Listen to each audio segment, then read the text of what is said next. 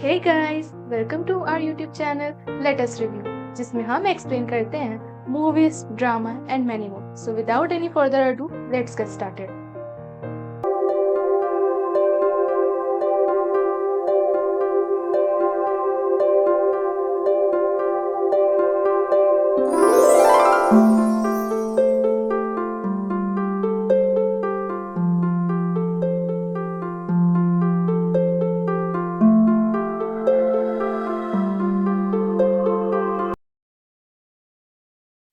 दोस्तों, आज हम लोग इंसीडियस मूवी के चैप्टर 1 को एक्सप्लेन करने वाले हैं।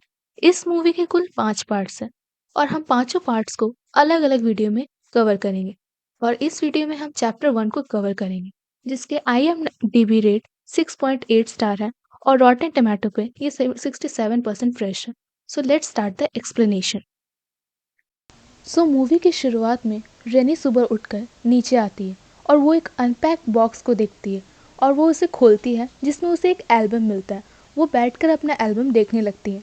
इतने में उसका बेटा डॉल्टन वहाँ आ जाता है और दोनों साथ में बैठकर एल्बम को देखने लगते हैं। और फोटोज़ को देखकर डॉल्टन अपनी माँ से पूछता है कि डैड की कोई बचपन की फ़ोटो हमारे पास क्यों नहीं है। तो इसने में रेनी बोलती है, पता नहीं, बट तुम्हारे डैड की बचपन की फ़ोटो हमारे पास एक भी नहीं है। एक बार डॉल्टन को उस घर के एटिक से कुछ आवाज़ें आती हैं और वह उसका पीछा करते करते एटिक के पास जाता है। वहाँ पहुँचने के बाद उसे एक दरवाज़ा दिखता है और वो दरवाज़ा अपने आप खुल जाता है और वह उस दरवाजे से अंदर जाता है और उसे वहाँ एक सीढ़ी मिलती है और उस सीढ़ी की हेल्प से वो एटिक की छानबीन करने लगता है। तभी उसे एक अननोन पर्सन की परछाई दिखती है और वो जल्दबाजी में सीढ़ी से नीचे गिर जाता है, जिससे उसे काफ़ी चोट लग जाती है। उसकी आवाज़ सुनकर जॉश और रेनी डॉल्टन के पास आते हैं और उसे उसके बेडरूम तक लेकर जाते हैं। और अगले ही दिन उन्हें पता चलता है कि उनका बेटा कोमा में चला गया है और उसका लगभग 3 महीने तक इलाज हुआ, लेकिन उस इलाज का उस पर कोई असर नहीं दिखा।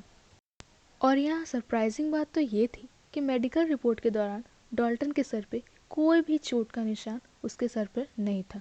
और लास्ट में उन्हें डॉल्टन को मजबूरन अपने घर ही लाना पड़ता है। और जैसे कि डॉल्टन घर आता है, उनके घर में बहुत से अजीब अजीब चीज़ें होने लगती है। रेने को अचानक अपनी बेटी कैली के मॉनिटर से कुछ आवाज़ें आती हैं, लेकिन उसके वहाँ जाने पर वहाँ कोई नहीं रहता। रेनी को अपनी बेटी कैली के रूम से एक बहुत अजीब शख्स दिखता है, जो कि जॉश की मौजूदगी में वहां से गायब हो जाता है। और इसके अलावा इनके घर का बर्गलर अलार्म बार बार अपने आप ही बजने लगता था। और जब भी ऐसा होता था, इनके घर का मेन डोर खुला पाया जाता था।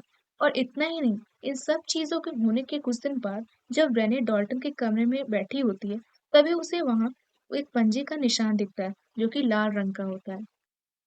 सभी चीजें देखकर जब रेनी जॉर्ज से इस बारे में बात करती है, तो इन बातों को बहुत हल्के में लेता है और बोलता है कि ये सब उसका वहम है।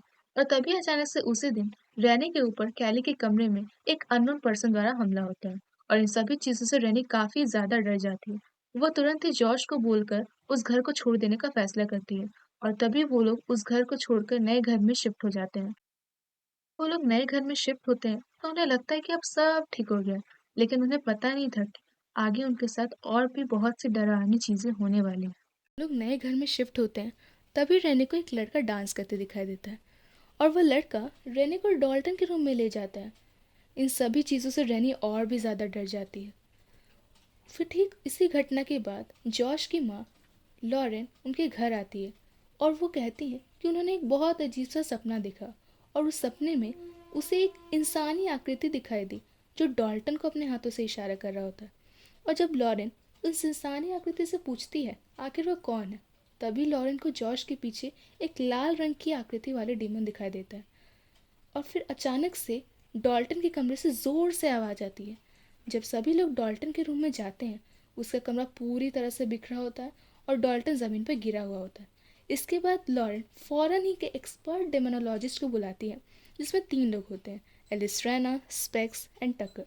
जब वो लोग उनके घर जाते हैं तो एलिस को एक नेगेटिव एनर्जी का एहसास होता है और उसे डॉल्टन के कमरे के छत पर कुछ अजीब सी आकृति दिखाई देती है। तभी स्पेक तुरंत ही उस अजीब सी आकृति वाली दिखने वाले डेमोनिक फिगर को फ़ोटो बना लेता और यह फ़ोटो ठीक वैसे ही थी जैसा डॉल्टन पहले बनाया करता था। और इस पूरे घर के बारे में सब कुछ पता कर लेने के बाद एलिस सभी को बोलती कि डॉल्टन कोमा में नहीं बल्कि आत्माओं की दुनिया में फंस चुका है।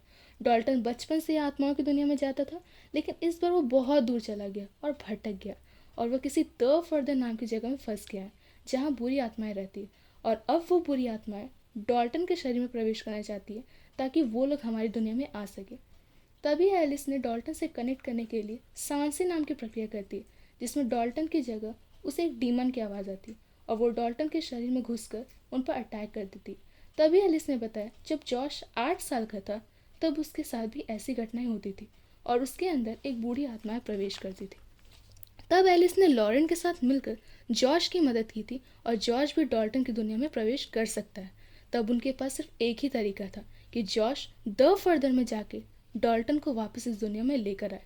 जॉश द फर्दर में जाने के बाद उसे अपने पुराने घर की पिक्चराइज कर पाता है और वह अपने पुराने घर के एटिक में जाता है और वहाँ उसे एक रेड डोर दिखाई देता है। और जैसे ही जॉश उस रेड डोर को खोलता है तभी उसके ऊपर किसी अननोन पर्सन द्वारा हमला होता है, और वो पर्सन और कोई नहीं बल्कि वही था जिसने रेनी के ऊपर हमला किया था और उसे मारकर डॉल्टन के पास जाता है जो जंजीर से बंधा होता है। तभी डॉल्टन जॉश को डीमन की तरफ इशारा करता है और उसका सामना डीमन से होता है। तभी जॉश डॉल्टन को लेकर वहाँ से भाग जाता है और जॉश को ये फील होता है कि वो वही डीमन है जो उसे 8 साल की उम्र में परेशान किया करती थी, और वह उसे उसके परिवार से दूर रहने के लिए बोला। और उसके बाद डॉल्टन और जॉश अपने अपने शरीर में वापस आ जाते हैं और सभी लोग काफ़ी खुश नज़र आते हैं। लेकिन कहानी अभी यहीं ख़त्म नहीं हुई। जब एलिस अपना सारा सामान पैक कर रही थी तभी वहाँ जॉश आता है और एलिस की नज़र उसके हाथों पर पड़ती है जो कि एक बूढ़ी औरत की तरह दिखाई दे रही थी। इन सभी चीज़ों को देखकर एलिस को डाउट होता है। तभी उसने अचानक से कैमरा निकालकर जॉश की एक फ़ोटो ली। जॉश को ये बात बिल्कुल भी अच्छी नहीं लगी और इनफैक्ट उसे इतना ज़्यादा गुस्सा आ गया कि उसने एलिस का गला घोंटकर उसे मार दिया था। जब रैनी एलिस की लाश को देखती है तो वो बहुत ज़्यादा डर जाती है।